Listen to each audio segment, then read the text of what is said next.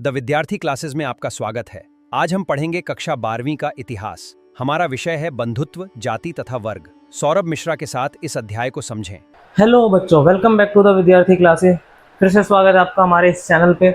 आज हम क्या करने वाले हैं इस वीडियो में, तो वीडियो की शुरुआत करते हैं सबसे पहले एक क्वेश्चन से कि आज के टाइम पे बहुत सारे मैरिजेस आप देख रहे होंगे कि चल नहीं रहे हैं, कहीं डाइवोर्स है, कहीं किसी को कोई मार दे रहा है, कोई सुसाइड कर ले रहे हैं ना, अलग अलग एक्टिविटीज चल रही हैं।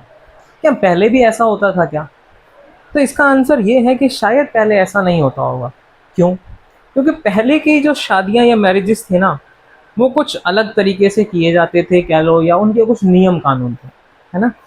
तो चलिए अभी हम इस वीडियो में यही बात करने वाले हैं कि कैसे क्या नियम वगैरह या किस तरीके के रूल वगैरह बनाए गए थे हमारी सोसाइटी के द्वारा। ठीक, तो हमारा आज का क्या टॉपिक है? विवाह के नियम। तो अगर हम बात करें विवाह के नियम में, तो सबसे पहले क्या है कि सबसे पहला तो एक ही यही नियम होता था कि हमने अभी लास्ट जो वीडियो थी उसमें क्या पढ़ा था, लास्ट चैप्टर में, इस चैप्टर के वीडियो में, कि किस तरीके से जो पितृवंशिकता समाज है ना, पिता के बाद उसके पुत्र को संपत्ति मिलेगी, प्रॉपर्टी पे अधिकार उसको मिलेगा, सब कुछ ये सब हमने पढ़ा। ठीक, यानी कि डोमिनेट कौन कर रहा है भाई समाज में? तो पुरुष कर रहा है। तो महिलाओं की स्थिति कैसी थी, तो वही हम बात करने वाले इसमें। तो अगर हम बात करें महिलाओं की स्थिति की, तो महिलाओं की स्थिति काफ़ी ज़्यादा कह सकते हैं हम कि क्या थी? खराब। खराब यानी कि बस उनको घर तक ही सीमित रखा जाता था, है ना। अब घर तक सीमित रखने का मतलब क्या है कि वही टाइम हुआ, उम्र हुई, और उम्र सही समय देख के, सही लड़का देख के उनकी शादी कर दो, बस।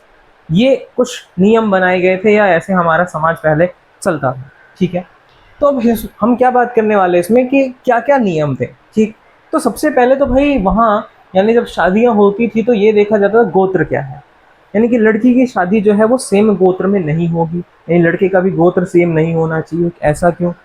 तो भाई होता क्या है, देखो कि जो गोत्र है ना, अगर सेम गोत्र है लड़की और लड़के जिनकी शादी होनी है, तो ऐसा माना जाता है कि वो भाई बहन है। ऐसा क्यों सर?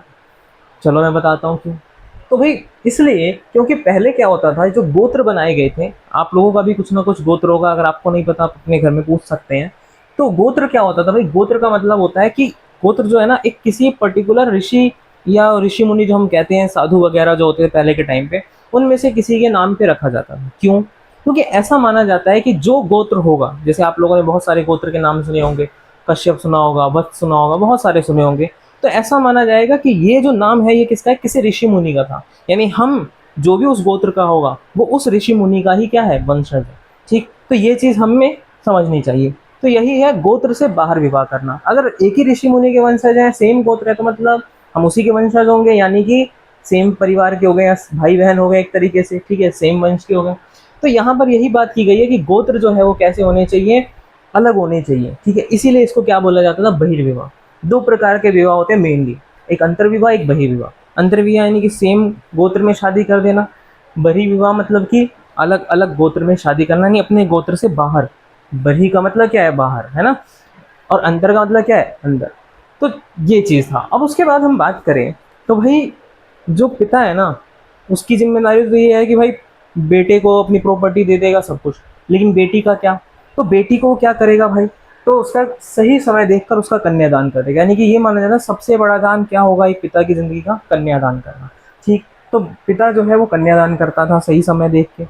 अब उसके बाद आगे हमें और क्या चीज़ें देखनी है, तो गिफ्ट के तौर पर या भेंट के तौर पर हम क्या करेंगे, जो पिता है वो क्या करेगा भाई? कन्यादान देगा। ये चीज़ हमने दी। उसके बाद ब्राह्मणों ने क्या बनाए, जब समाज में बहुत सारी चीज़ें हुई, लोग क्या हुए, पहले तो भाई छोटी छोटी सोसाइटीज़ होती थी, वहाँ इतनी प्रॉब्लम या कॉम्प्लिकेशंस नहीं होते थे इस चीज़ को लेकर, है ना। जब समाज बदला, यानी कि जैसे अभी भी आप देखो, गाँव में जाओ कभी, आप जहाँ से भी आप बिलोंग करते हो, तो गांव में ऐसा होता है कि अलग अलग कास्ट या अलग अलग जो सोसाइटी के लोग हैं उनका अपना अलग अलग एरिया फिक्स होता है, वो वहीं रहते हैं, है ना। तो पता होता है भाई कौन किस गोत्र का है, कौन कैसा है, क्या है, ये चीज़ है। लेकिन क्या हुआ, समाज जब बदला 500 ईसा पूर्व, 600 ईसा पूर्व के बाद में, जब लौह युग आया, जब सोसाइटी बदलने लगे, नगर बसने लगे, तो क्या हुआ, लोग जो गाँव वगैरह छोड़कर शहरों में आके बसने लगे। और शहर में तो ऐसा पॉसिबल नहीं है ना कि सेम कास्ट, सेम जाति या सेम गोत्र ये सब आसपास में रहे, अलग अलग ना रहे। यहाँ तो पता नहीं रहता आपके पड़ोस में कौन रह रहा है, आपको भी सही से नहीं पता होगा, है ना। तो यही चीज़ यहाँ पर होती है। इसके लिए फिर ब्राह्मण क्या करते हैं, वो कुछ नियम कानून बनाते हैं, कुछ आचार संहिताएं तैयार करते हैं। कि भाई ये कुछ नियम कानून है, इसका पालन समाज को करना चाहिए, तभी हमारा जो समाज है वो सही तरीके से आगे चल पाएगा। ठीक है।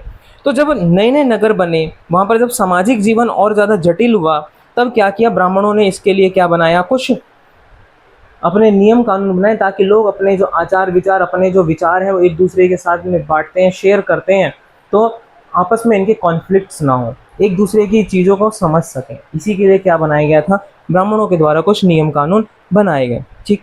अब ये नियम कानून लिखे कहाँ पर है, तो भाई ये नियम कानून 500 ईसा पूर्व से शुरुआत हो गए इसके लिखने की, धर्मशास्त्र या धर्मसूत्रों में। ठीक, जिसमें नियम कानून लिखे जाते हैं, उसमें से एक सबसे इंपॉर्टेंट जो माना जाता है वो मानी जाती है मनुस्मृति। मनुस्मृति का नाम आपने सुना भी होगा। ठीक है। जो हिंदू ट्रेडिशन है आज के टाइम के भी चल रहे हैं बहुत सारे, उसमें जो नियम कानून हम जो आज फॉलो करते हैं वो बहुत सारे नियम कानून इससे ही लिए गए हैं। ठीक है। एग्जैक्टली हम सेम चीज़ें तो फॉलो नहीं करेंगे आज के टाइम पे, क्योंकि सोसाइटी बदल रही है, तो भाई बहुत सारी चीज़ें चेंजेस भी आएंगी, है ना। तो उन चीज़ों को छोड़ें, यानी कि बहुत सारी चीज़ों को चेंज करके हम इस्तेमाल किसका कर रहे हैं, इसी का ही कर रहे हैं। अब इसकी रचना कब हुई थी भाई, तो मनुस्मृति की रचना हुई थी 200 ईसा पूर्व से लेकर 200 ईस्वी तक के बीच में। ठीक है, समझ गए इतना। चलिए, तो जब ब्राह्मणों ने ये सारी आचार विचार संहिताएं तैयार की, तो पूरा जो समाज है क्या करना पड़ता है, उसको मानना पड़ता था। ब्राह्मण ये नियम कानून बनाते थे और समाज को इन नियम कानूनों का पालन करना पड़ता था। ठीक। अब उसके बाद बात करें तो इस बात को भी हमें ध्यान रखना चाहिए कि जो उपमहाद्वीप है हमारा, यहाँ पर बहुत सारी क्षेत्रीय विविधताएं थी, है ना। तो क्षेत्रीय विविधताएं हैं, संचार के लिए हमारे लिए क्या हो जाएंगी, बाधा। ठीक। अब ये जो नियम कानून थे ना, ये बताऊँ तो कहाँ फॉलो होते थे, सिर्फ उत्तर भारत में मेनली फॉलो होते हैं, दक्षिण भारत में इसको फॉलो नहीं किया जाता। क्यों, क्योंकि वहाँ की परिवेश, वहाँ की भाषा, वहाँ के लोग थोड़े अलग है, वहाँ का कल्चर क्या है, अलग है। तो ब्राह्मणों के बनाए गए सभी नियम कानूनों का वो पालन नहीं करते थे। उत्तर भारत के लोग क्या थे, वो पालन करते थे। ठीक है, क्योंकि ये सारी जो ग्रंथ वगैरह लिखे कौन सी भाषा में, तो मेनली संस्कृत में ही लिखे गए होंगे। ठीक है, तो इसीलिए क्या होता है, उत्तर भारत में इस तरीके की चीज़ें तो फॉलो की जाती है, लेकिन ऐसे उम्मीद करें कि ब्राह्मणों के द्वारा बनाई गई इस व्यवस्था का पालन सभी वर्ग या सभी जगह के लोग, सभी क्षेत्रों के लोग करते हों, तो ऐसा पॉसिबल नहीं है। ठीक है। चलिए अब हम बात करते हैं सबसे एक इम्पॉर्टेंट टॉपिक कि विवाह के भाई प्रकार बताए गए हैं 8, कि यानी कि 8 प्रकार के विवाह हुआ करते थे। ठीक। अब 8 प्रकार के विवाह कौन कौन से थे, तो देखिए सबसे पहले ब्रह्म विवाह, ये सबसे, अब ये जो 1 2 3 4 ये जो 4 है ना, ये सबसे उत्तम माने जाते हैं, यानी कि यही विवाह अगर है, इस प्रकार का विवाह हो रहा है तो बहुत बढ़िया, नहीं तो अगर इस प्रकार के ये 4 5 6 7 8 जो ये हैं, इस प्रकार के विवाह हो रहे हैं, तो ये बिल्कुल भी गड़बड़ है भाई। ठीक है। चलिए, तो पहला क्या है, ब्रह्म विवाह, यानी कि इसमें क्या होता है, पिता क्या करता है, ऐसे व्यक्ति को ढूंढता है जो क्या हो, वेदों का ज्ञानी हो, जिसको वेदों की बहुत ज़्यादा नॉलेज हो। ठीक है, तो उसको क्या करेगा, अपनी पुत्री से उसका विवाह करवा देगा। इस वाले में ये होता है ब्रह्म विवाह। दूसरा होता है भाई देव विवाह, इसमें क्या करता है भाई, तो कुछ यज्ञ वगैरह करवाता है पिता। अब यज्ञ वगैरह कराने के टाइम पे आप पुरोहितों को, पंडितों को क्या देते हो भाई, दान दक्षिणा देते हो। तो ये क्या करता, दान दक्षिणा के रूप में क्या कर देता, अपनी बेटी को दे देता, उसी का कन्यादान कर देता, है ना, नाम है ना कन्यादान भाई। ठीक है। तीसरा क्या है भाई, आर्ष विवाह, यानी कि भाई ये क्या करते हैं इसमें कि जो पुरुष है जिससे शादी कराना चाहता है, जो वर है, उससे गाय या फिर बैलों की जोड़ी लेगा और उसके बदले अपनी बेटी को सौंप देगा। ठीक है। चौथा जो है, ये आजकल के टाइम में मेनली क्या किया जाता है, इसी प्रकार के विवाह हो रहे हैं, या तो ये हो रहे हैं या इसमें से हम कह सकते हैं गंधर्व विवाह वाला हो रहा है। ठीक है। अब इसमें क्या है, प्रजापत्य विवाह, जिसे हम आज के टाइम में क्या बोलते हैं, अरेंज मैरिज। इसमें क्या है भाई, माता पिता के द्वारा क्या किया जाएगा, चुनाव किया जाएगा, अपने जो वर वगैरह हैं, यानी बेटी के लिए जो वर ढूंढेंगे वो अपने पसंद का ढूंढेंगे और फिर बेटी से कंसल्ट करके उसको बता के भाई उसकी शादी करके निपटाएंगे, है ना। अब बात करें अब कौन से विवाह जो गलत बताए गए हैं। ठीक है भाई, इसमें सबसे पहले असुर विवाह। इसमें क्या होता है भाई कि जो कोई व्यक्ति यानी कोई पुरुष क्या करेगा, लड़की यानी कन्या के पिता को लालच देगा पैसों का और उसको खरीदेगा। ठीक। तो इसमें क्या किया जाता है, लड़की को खरीदा जाता है, खरीद फरोख्त करना। ये क्या है, गंधर्व विवाह, जो आजकल के टाइम पे मोस्टली यही चीज़ें देखने को मिलती हैं, थोड़ा सा अंतर है आज के टाइम में। ये है भाई प्रेम विवाह। लेकिन इस प्रेम विवाह में क्या होता है, जैसे आजकल के टाइम पे क्या होता है भाई, प्रेम विवाह है, अगर आप एक किसी को पसंद करते हैं, फैमिली में बताया, फैमिली से कंसल्ट करके दोनों की सहमति से हो गई शादी।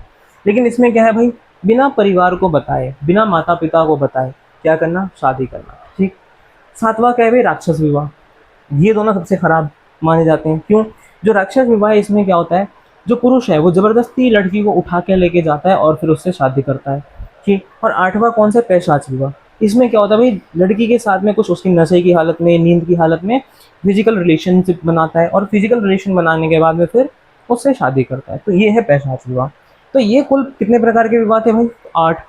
सबसे उत्तम कौन से माने जाते हैं, सही माने जाते हैं कौन से, ये 4, और खराब ये वाले 4, ठीक है। और 7वां 8वां तो बिल्कुल ही आप खराब कह सकते हैं।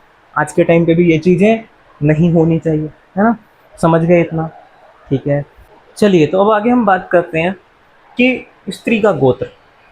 अभी जैसे कि हमने पिछले टॉपिक में देखा कि गोत्र के बारे में, तो अब इसमें वही हमें बात करनी है कि स्त्री का गोत्र जो है वो क्या होता था या कैसे क्या माना जाता था। तो ब्राह्मणीय पद्धति का की अगर हम बात करें, जो कि 1000 ईसा पूर्व के आसपास में कह लो कि मानी जाती है, यानी कि उसकी शुरुआत हुई थी उस पद्धति की।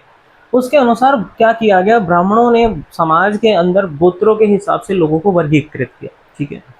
यानी एक तरीके से जैसे वर्ण व्यवस्था से पहले आप कह सकते हैं गोत्रों के हिसाब से समाज क्या हुआ, बटा, ठीक है। अब जो गोत्र होता है वो क्या है भाई, मैंने अभी बताया भी था आपको कि किसी ना किसी एक वैदिक ऋषि के नाम पर होगा, ठीक। चाहे कोई भी गोत्र हो वो क्या माना जाएगा, एक किसी ना किसी वैदिक ऋषि के नाम पे माना जाएगा। और हर एक गोत्र, मान लो एक कोई गोत्र है, कश्यप गोत्र सुना होगा आपने या वत्स सुना होगा, तो कश्यप गोत्र के जितने भी लोग होंगे पूरे भारत में या कहीं भी, वो सब क्या माने जाएंगे कि कश्यप एक कोई ऋषि थे, ठीक है। उन्हीं ऋषि के नाम पर क्या है, उन्हीं के ही ये क्या है, सारे वंशज है, ठीक है। तो यही माना जाता है गोत्र जो है ना वो वैदिक ऋषि के नाम पर होता था, और उस ऋषि के ही वो सारे क्या माने जाते हैं भाई, तो वंशज माने जाते हैं। अब गोत्रों से जुड़े हुए 2 नियम बनाए गए थे। पहला नियम क्या था कि पिता की जगह पर पति का गोत्र, यानी जब लड़की यानी कन्या की जब शादी होगी, उसका जब विवाह होगा, तो विवाह के बाद में उसे अपने पिता का गोत्र छोड़कर पति का गोत्र अपनाना पड़ेगा, यानी कि उसका गोत्र क्या हो जाएगा, उसका जो पति का गोत्र है वो, ठीक। अब उसके बाद दूसरा, एक ही गोत्र के सदस्य आपस में विवाह संबंध नहीं रख सकते, यानी कोई सेम गोत्र है, जैसे कश्यप का एग्जाम्पल लिया, तो लड़का भी कश्यप हो लड़की भी कश्यप हो, ऐसा नहीं चलेगा। क्यों नहीं बताया, क्या माने जाएंगे, सेम वंशज माने जाएंगे, एक ही ऋषि के माने जाएंगे। अब इसमें क्या हो जाएगा भाई, सेम वंशज हैं तो भाई बहन हो जाएंगे, है ना। तो इसीलिए एक ही गोत्र के सदस्य विवाह संबंध नहीं रखते थे। उसके बाद हम नेक्स्ट अब बात करें, क्या माताएं महत्वपूर्ण थी। अभी हमने पिता के बारे में या पितृवंश समाज के बारे में पढ़ा, क्या भाई महिलाएं भी इतनी इंपॉर्टेंट होती थी, यानी माताएं भी इंपॉर्टेंट होती थी। तो इसके बारे में हमें बुक में कुछ चीज़ें देखने को मिलती हैं। इसमें बताया गया है सातवाहन राजाओं के बारे में, जिन्होंने महाराष्ट्र वगैरह, गुजरात वगैरह साइड, ठीक है, फिर नीचे दक्षिण भारत की तरफ के कुछ हिस्सों में शासन किया था, ठीक। तो सातवाहन जो राजा थे, उनके साथ ये देखने को हमें मिलता है कि उन्होंने क्या किया, हमेशा अपने नाम के साथ में ना अपने माता का नाम का इस्तेमाल किया, ठीक। जैसे मैंने यहाँ नाम भी लिखा है, गौतमी पुत्र, यानी कि गौतमी क्या है, वो उनकी माता का नाम रहा होगा, ठीक है। तो इसीलिए ये क्या करते थे, सातवाहन राजा क्या करते थे, अपने माता का नाम इस्तेमाल करते थे, कि अपने नाम के साथ में अपने माता का नाम इस्तेमाल करते थे। लेकिन सर ये बताओ कि अगर माता का नाम इस्तेमाल करते थे तो माता भाई इंपॉर्टेंट भी होनी चाहिए। लेकिन अगर हम इस कंक्लूजन में पहुंचे कि माता इंपॉर्टेंट थी, ये कंक्लूजन में पहुंचना हमारे लिए बिल्कुल हो जाएगा सरासर गलत, ठीक है। क्यों, क्योंकि हमने ये भी तो देखा भाई, उन्होंने नाम तो अपने माता के नाम पे रखा, लेकिन जो सिंहासन का उत्तराधिकारी यानी जो राजा बन रहा है, जो उत्तराधिकारी बन रहा है, वो कौन है, तो पितृवंशिक के हिसाब से, यानी कि पिता के बाद बेटा ही बन रहा है, माताएं तो नहीं बन रही हैं, या किसी महिला को तो नहीं दी जा रही है सत्ता। तो ये चीज़ हमें यहाँ पर देखने को मिलती है, ठीक है। तो क्या था भाई, तो इसीलिए क्या समझ सकते हैं कि माताएं इतनी इम्पोर्टेंट थी या नहीं, तो शायद इतनी इम्पोर्टेंट नहीं थी। चलिए अब आगे बात करते हैं हम सामाजिक विषमताओं की, यानी कि उस समय के समाज में किस किस प्रकार की विषमताएं देखने को मिलती है, यानी किस किस प्रकार के डिफरेंसेस थे उस टाइम में, ये चीज़ हम समझेंगे इस वाले टॉपिक में। तो इसमें हमें क्या, सबसे पहले हम पढ़ेंगे इसमें वर्ण व्यवस्था के बारे में, है ना। फिर क्षत्रिय राजा थे, अक्षत्रिय राजा थे, ये भी पढ़ेंगे। लेकिन अभी सबसे पहले हम क्या पढ़ेंगे, वर्ण व्यवस्था, कि वर्ण व्यवस्था थी क्या। आपने जाति तो सुना होगा ना, ये जाति व्यवस्था जो है ना, आप लोगों की कोई सी कास्ट होगी, कोई जाति होगी, ये आपको ये तो पता होगा कम से कम। लेकिन वर्ण व्यवस्था के बारे में पता है क्या, चलिए पता है तो बहुत अच्छी बात है, नहीं पता है तो चलो मैं बताता हूँ, है ना। तो वर्ण व्यवस्था क्या थी कि एक ऐसी व्यवस्था थी जो कि देवी व्यवस्था बताया गया है, किसके द्वारा, ब्राह्मणों के द्वारा, कि ये देवताओं की बनाई हुई व्यवस्था है, ठीक। जिसमें ब्राह्मण जो थे वो सबसे ऊपर थे और अस्पृश्य या शूद्र थे उनको सबसे नीचे रखा जाता था, ठीक है। तो अब इसमें हमें क्या करना है, सबसे पहले अब ये वर्ण व्यवस्था थी तो कौन कौन से वर्ण होते थे इसके बारे में जानते हैं, और ये वर्ण व्यवस्था डिसाइड कैसे की जाती थी। ठीक है, तो वर्ण व्यवस्था बनाई गई थी किसके हिसाब से, कर्मों के हिसाब से, कार्यों के हिसाब से। यानी आप जो काम करते हैं, जिस प्रकार के काम करते हैं, उस हिसाब से आपको क्या किया जाएगा, एक वर्ण में रखा जाएगा कि आप इस वाले वर्ण के हैं। ठीक, लेकिन फिर जाति कैसे आई, ये भी सवाल आ सकता है। तो जातियां कैसे बनी, तो जब वर्ण व्यवस्था जो है, जब लगा कि यानी कि पहले कुछ ही लिमिटेड काम होते थे ना, पहले के लोग लिमिटेड ही अपना, उनकी जो जीविका यानी जीवन यापन करने की जो के लिए जो काम जरूरी है, उनके लिए क्या था, कुछ लिमिटेड ही थे। कोई कुछ काम कर रहा है, यानी कोई पुजारी है, कोई रक्षा करने का काम करता है, या फिर कोई क्या है व्यापार करता है, या कोई सेवा करता है, ये बस कुछ लिमिटेड ही काम हुआ करते थे। लेकिन जब समय धीरे धीरे बदला, लोग शहरों में रहने लगे, नगरों में रहने लगे, तब क्या होता है, अलग अलग जातियां बनती हैं। कैसे बनती हैं, तो ब्राह्मणों ने देखा यार, ये तो जैसे आपने सुना होगा, लोहार होते हैं, सुनार होते हैं, ज्वेलरीज का काम करने वाले, है ना, ये बाद में बने हैं, ये वर्ण व्यवस्था में उस टाइम पे नहीं थे। बाद में कैसे बने, अब देखा ब्राह्मणों ने कि ये तो यार इसका काम कर रहे हैं, यानी कि ज्वेलरीज का काम कर रहे हैं, अब इसको तो हमने किसी कैटेगरी में रखा नहीं है, तो अब इसको किस कैटेगरी में डालें, तो उसकी एक अलग से क्या बना दी भाई, कास्ट बना दी। ठीक है, तो ये है जाति व्यवस्था। और वर्ण व्यवस्था क्या है, जो कि सबसे पहले ब्राह्मणों ने वैदिक परंपरा के समय में, यानी वैदिक काल के समय में 4 वर्ण बनाए थे, उन्हीं को ही वर्ण व्यवस्था के अंदर रखा गया है। ठीक है, अब क्या होते हैं वर्ण व्यवस्था में, कौन कौन से 4 है, सबसे पहले है ब्राह्मण। ब्राह्मण यानी बताया ना, कर्मों के हिसाब से बनाए गए हैं। तो ब्राह्मण का काम क्या है भाई, तो अध्ययन करना, है ना, यानी कि एजुकेशन लेना, शिक्षा लेना, शिक्षा देना। ठीक है, वेदों की शिक्षा लेना और शिक्षा देना, यानी कि वेदों की एजुकेशन तो आपने ले लिया ब्राह्मण है तो, लेकिन और लोगों को भी, समाज के अंदर रहने वाले और लोगों को भी आप क्या दोगे, शिक्षा दोगे वेदों की। यज्ञ करना, यज्ञ करवाना, ठीक है, दान देना और दान लेना, दोनों के ही काम होते हैं इनके, ब्राह्मणों के। ठीक है, तो ये क्या है भाई, ब्राह्मणों के कार्य हैं कि वो क्या क्या कार्य करते हैं। अब क्षत्रियों के कार्य क्या थे, तो क्षत्रिय के कार्य थे सबसे पहला कभी युद्ध करना, यानी कि युद्ध वगैरह है तो वहां पर युद्ध लड़ने का काम किसका रहेगा, क्षत्रिय का। ठीक, उसके बाद जो सुरक्षा का काम है, यानी राज्य की सुरक्षा का काम किसके हाथ में रहेगी, वो भी क्षत्रिय लोगों की जिम्मेदारी है। न्याय करना, वेद पढ़ना, ये वेदों की शिक्षा दे नहीं सकते लेकिन वेदों की शिक्षा ले सकते हैं, पढ़ सकते हैं। उसके बाद यज्ञ करवाना, यज्ञ कर नहीं सकते हैं लेकिन यज्ञ ये लोग करवा सकते हैं। ठीक, तो ये है क्या, किनके काम भाई, क्षत्रियों के। और एक और चीज भाई, दान ले सकते हैं क्या, ये नहीं, ब्राह्मण दान ले भी सकता है, दे भी सकता है, लेकिन ये दान सिर्फ दे सकते हैं, ले नहीं सकते, है ना। तो इसीलिए पहले होते थे क्षत्रिय ही सिर्फ राजा होते थे, ये देखने को मिला है। अभी हम आगे पढ़ेंगे इसके बारे में कि सिर्फ क्षत्रिय ही राजा होते थे या अक्षत्रिय भी होते थे। ठीक है, तो क्षत्रियों का काम हमने देख लिया, क्या, युद्ध करना, यानी बस लोगों की रक्षा करना, न्याय करना, ये सब उसके काम। अब वैश्य के काम क्या थे, तो बाकी के 3 काम बचे उस टाइम पे। वो 3 काम किसको दिए गए, वैश्यों को। पहला काम क्या भाई, कृषि करना, खेती वगैरह कौन करेंगे, ये लोग। ब्राह्मण कर रहे हैं क्या खेती, नहीं कर रहे हैं। क्षत्रिय कर रहे हैं क्या खेती, नहीं कर रहे हैं। तो कौन करेगा खेती, वैश्य करेंगे। गौ पालन करना, गाय को पालना, यानी पशुपालन करना, ये किसका काम है, वैश्यों का। व्यापार करना, ये भी किसका काम है, वैश्यों का। ठीक है, फिर उसके बाद आते हैं शूद्र। शूद्रों का काम क्या था, अब भाई हमने तो पढ़ लिया ना, सारे काम खत्म हो गए, उस टाइम और कोई काम हुआ नहीं करते थे। तो शूद्र क्या करेंगे, जिनको सबसे नीचे की कैटेगरी में रखा गया है, वो इन तीनों की ही क्या करेंगे भाई, तो सेवा करेंगे। यानी शूद्रों का काम क्या है, इन सभी की सेवा करना, है ना। अब एक चीज बताइए कि ये ब्राह्मणों ने व्यवस्था बनाई है, क्या सभी लोग इस व्यवस्था का पालन करेंगे, क्या सब मानेंगे क्या, या शूद्र मानेंगे क्या, भाई हम कैसे मान ले, हम सब बस सबकी सेवा ही करते रहेंगे क्या। तो ये भी तो चीज आ सकती है, लेकिन कैसे मानेंगे। ठीक, तो उसके लिए ब्राह्मणों ने बनाई 3 नीतियां। ठीक है, अब वो 3 नीतियां क्या बनाई, सबसे पहले उन्होंने बोला भाई ये देखो, ये जो व्यवस्था है ना, हम नहीं बना रहे, ये व्यवस्था कौन बना रहा है, देवताओं ने बनाई है। अब आप अपने देवताओं को नाराज करोगे क्या, नहीं ना। अपने ईश्वर को नाराज करोगे क्या, नहीं ना। तो ये कौन सी व्यवस्था है भाई, देवताओं की बनाई हुई व्यवस्था है, हमने नहीं बनाई है, यानी कि आपको ये मानना पड़ेगा। नहीं मानोगे तो आपको क्या होगा, ये पाप चढ़ेगा आपके ऊपर, है ना, नरक में जगह मिलेगी। ठीक, दूसरा क्या भाई काम, तो ब्राह्मणों ने शासकों को कहा भाई राज्य के अंदर जो हमने ये जो वर्ण व्यवस्था बनाई है, इसका पालन करवाना, ठीक है, यानी अनुसरण करवाना, ये जिम्मेदारी आपकी है। इनकी क्षत्रियों की जिम्मेदारी है, शासकों की जिम्मेदारी है, जो राजा है, कि भाई आपके राज्य में इसका पालन हो रहा है नहीं हो रहा है, भाई आप देखोगे, हमने तो बना दिया, अब आपकी जिम्मेदारी देखना।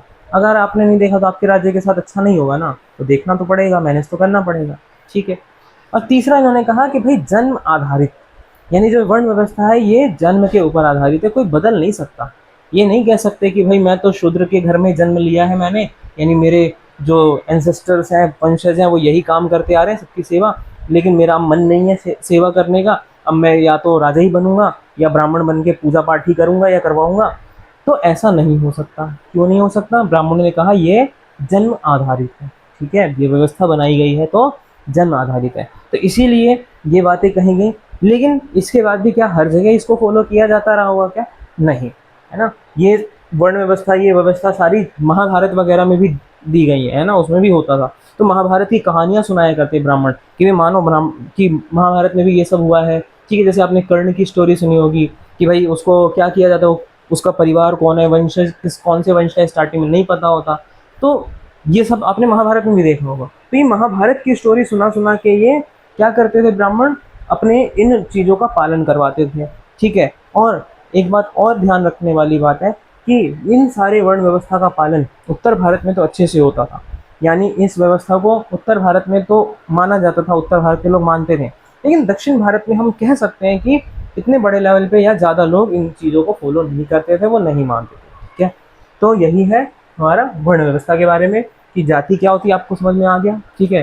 पहले वर्ण व्यवस्था बनी थी, यानी पहले वर्ण हुआ करते थे सिर्फ 4, लेकिन जब पता चला भाई इसके अलावा भी बहुत सारे काम है सोसाइटी में, हमारे समाज में, अब उन काम को करने वाले लोगों को कौन से वर्ण में रखा जाए या कौन से अलग वर्ण बनाए, तो उन्होंने क्या बना दिया, जाति बना दी, है ना। आपने सुना होगा ब्राह्मणों में भी अलग अलग प्रकार के ब्राह्मण होते हैं, क्षत्रियों में भी अलग अलग प्रकार के क्षत्रिय होते हैं ना, सबके सरनेम या अलग अलग उसमें भी चीज़ें आ जाती हैं। वैश्य में भी आपको पता है, शूद्र में भी पता है ना। तो ये सारी चीज़ें बाद में जाके जाति व्यवस्था बनाई जाती है, पहले क्या थी, वर्ण व्यवस्था, ठीक है। समझ गया इतना? तो चलिए फिर इस वीडियो में इतना ही, मिलते हैं हम एक नेक्स्ट वीडियो में, यानी इसका जो अगला पार्ट आएगा आपका, तो मिलेंगे उस वीडियो में। उम्मीद करता हूँ ये पार्ट आपको अच्छे से समझ में आया होगा। पिछला पार्ट अगर आपने नहीं देखा है तो ज़रूर जाके देखें। तब तक के लिए गुड बाय।